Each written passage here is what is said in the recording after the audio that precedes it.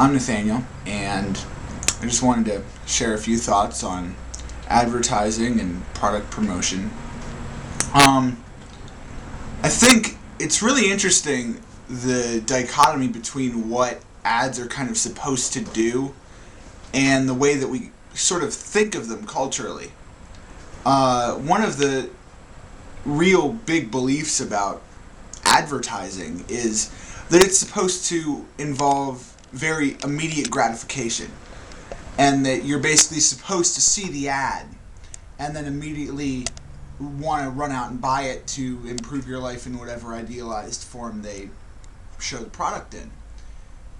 And as much as that sort of seems like what's going on, with the exception of, I guess, some of the infomercials that, say you have to call in 5 or 10 minutes, that's really typically not what's actually happening, because if you think about it, a lot of the stuff that advertises is products that we already really know about. You see Coke and Pepsi advertisements everywhere,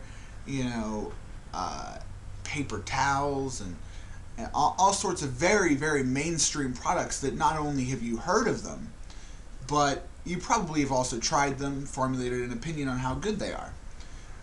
And yet they're still advertising. So the idea that they're going to convince you of something doesn't really hold, because that's not the way it would work if they were still advertising.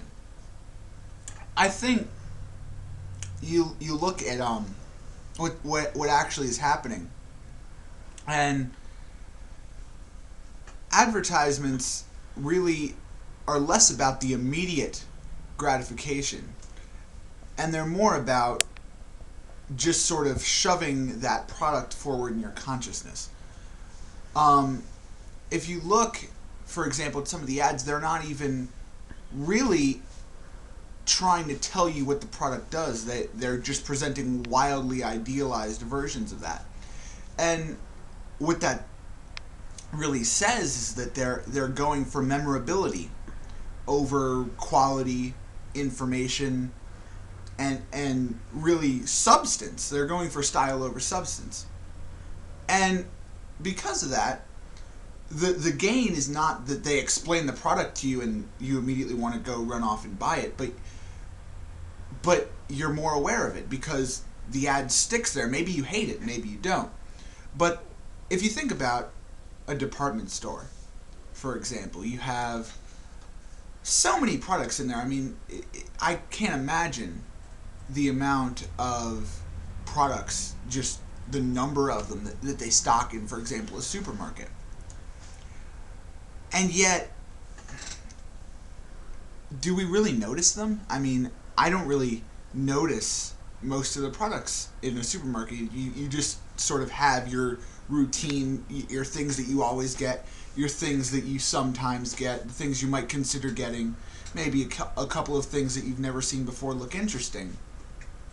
And then the rest of this huge, massive product, sometimes even full aisles you don't go down.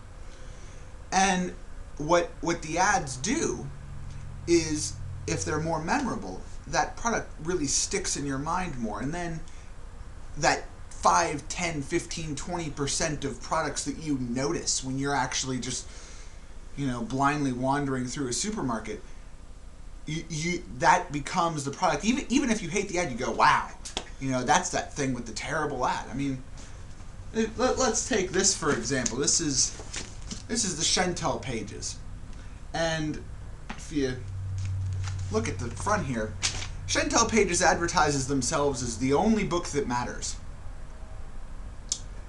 Yeah, it isn't.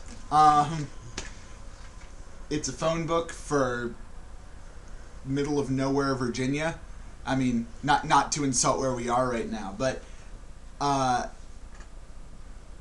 that's obviously hyperbole. It's obviously very far from anything, and they have ads with dancing phone books that all say the only book that matters on them, and you just go, what the hell are you doing? But at the same time, if you ever see that, you immediately recognize it for what it is, whereas who really cares about a phone book? I mean, it just that product, just by the virtue of its annoying, terrible, self-promoting, hyperbolous, throw in some other negative adjectives if you want, but by this ad has really made itself known to you in a way that it wouldn't have been if it just said, we're a phone book for, Rockingham and Shenandoah. So, yeah. So that sort of reflects the different motives of advertising, that it's more about just getting you to notice the product and therefore potentially consider it, as opposed to really getting you to immediately want to change your life with the thing. I mean, that's a good side effect, I guess, but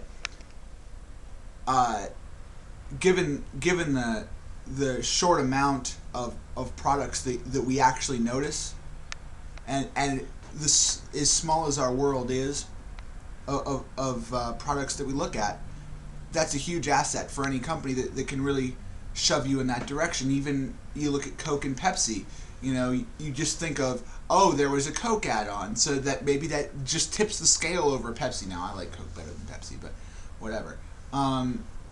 So that really just is kind of reflecting the more, I guess, more subtle actual purpose of advertising, as opposed to the real immediate flashy thing that we usually consider ads to be functioning as. Well, thanks for letting me share that, and maybe I'll talk about this again sometime. Thanks.